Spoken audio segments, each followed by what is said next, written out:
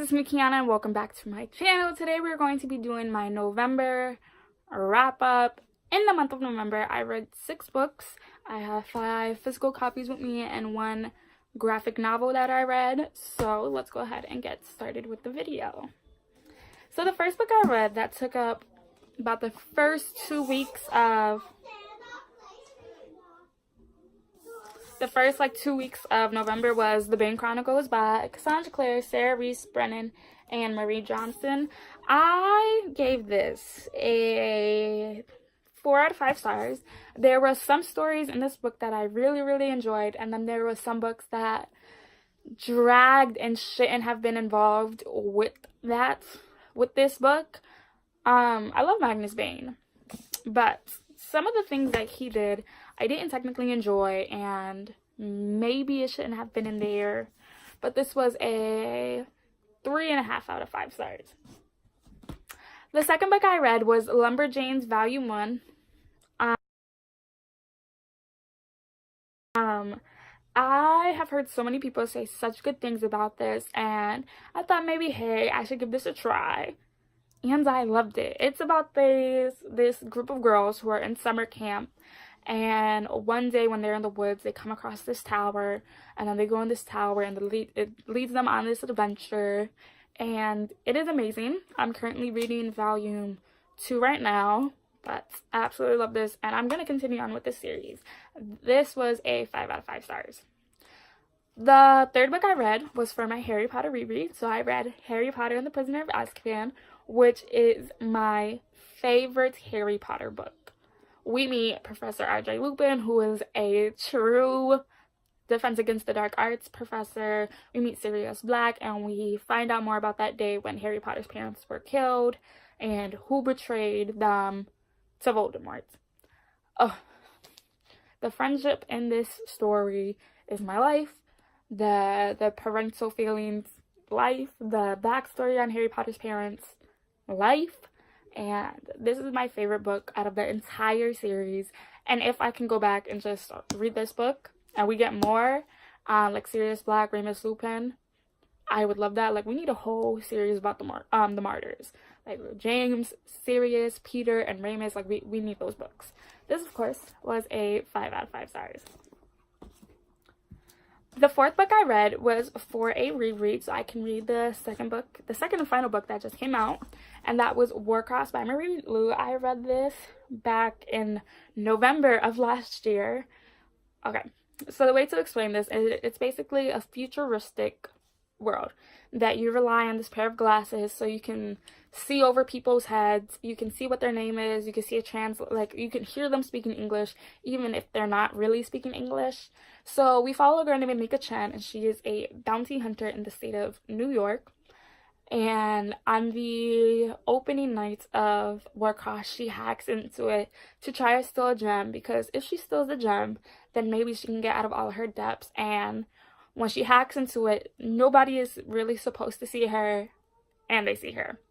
So the next day, Heido, who owns Warcross, who made Warcross, took care of all her debts, flew her out to Tokyo, and hired her to help her find this dude named Zero, who has hacked into the Warcross franchise, and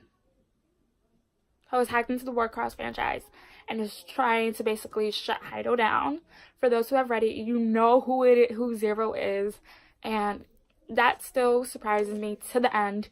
I love this. I love the family aspect in it. I love how even when they first met Amika, they treated her like family. I love this story, and I cannot wait to read Wild Card. This was, of course, a 5 out of 5 stars. So for my 5th book was to finish off a series, and I'm kind of sad to say goodbye, but I finally finished reading The Blood of Olympus by Rick Riordan. This is book 5 in the Heroes of Olympus series. Oh, my heart. Okay, so basically Heroes of Olympus is the Roman demigods and the Greek demigods finally meet to try to defeat Gaia, the mother god, and all the giants that she has raised. You really can't explain much because this is the last book that has happened. there was some things that I didn't like how freaking slow the book was, but I did read this on audiobook, and this was a 5 out of 5 stars. And I can finally start reading Trials of Apollo, which I am going to read in December. I love this book. I love this book. This was a 5 out of 5 stars. Majority of these books this month was a 5 out of 5 stars. So the sixth and final book that I read was, of course, for another reread. And when I tried to do this reread last year, all I got was to this book, and I didn't continue on, but I'm going to continue on. So I read Hair of Fire by Sarah J. Maas. This is book 3 in the Throne of Glass series. Throne of Glass, of course, follows Selena Salvadorian, and she is Adrenaline's best assassin. So she is in this slave camp, and Prince Dorian goes and rescues her and basically says, if you compete in my father's challenge and you become the king's champion, you will get your freedom in about 4 years. So she agrees. She goes and she completes the championship, and she is crowned king's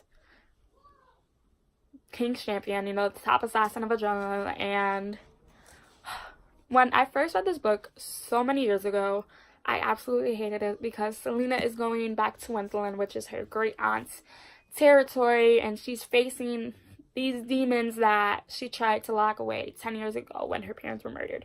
We actually see, that day that when her parents were murdered, how Lady Marian helped her, and we meet the Blackbeak witches.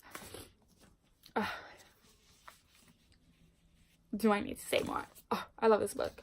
So, before, when I used to read it, I used to always rate it like a 3 stars. I rated this a 4 stars. I love this book now because I'm taking my time, I'm tapping it up, and it's amazing. So